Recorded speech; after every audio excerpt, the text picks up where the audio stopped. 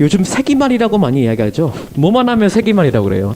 세기말이라고 하는 이유가 뭐겠어요? 지금까지 경험해보지 못한 것을 경험하기 때문에 세기말이라고 하는 거예요. 그러니까 좀 안 좋은 쪽으로 새로운 것을 경험할 때 우린 세기말이라고 보통 그렇게 이야기를 합니다.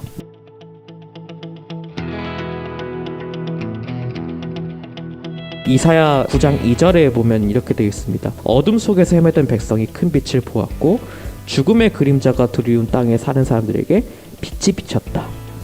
예수님이 오실 때 세상은 그저 어둠뿐이었다는 거예요. 악해요. 무엇이 선인지 악인지 구별하지 못해요.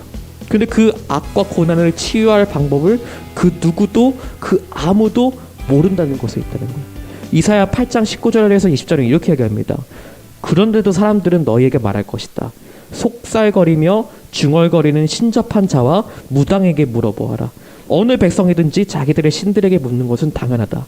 산자의 문제에 교훈과 지시를 받으려면 죽은 자에게 물어보아야 한다.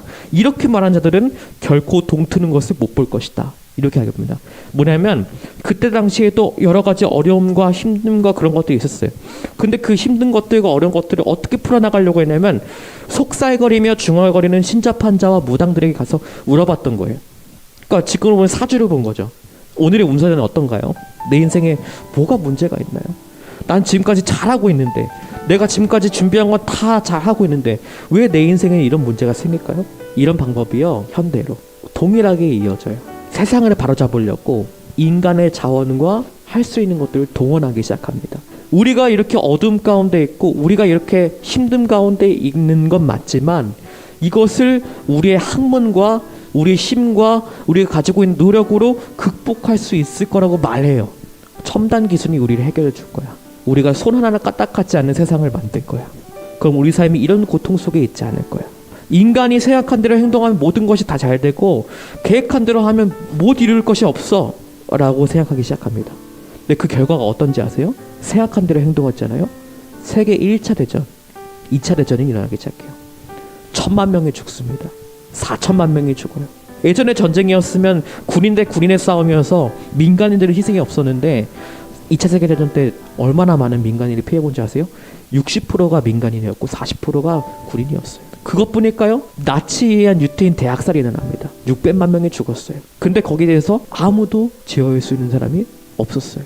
과학은 빨리 성장했어요. 근데 도덕 규범은 그만큼 따라오지 못했어요. 우리는 어둠 속에 있는데 그 어둠을 과학기술로 극복해낼 거야, 우리 힘으로 극복해낼 거야 라고 했던 그 믿음이 이걸 통해서 깨어진 거예요. 아, 우리 혁신으로 안 되는구나. 뭔가 안 되는구나. 뭔가가 필요하구나. 그래서 성탄의 의미는 뭐냐면요, 크리스마스의 의미는 우리가 최대한 애써서 다 함께 힘을 합쳐서 세상을 더 나은 곳으로 만들자라고 말하는 게 아니에요.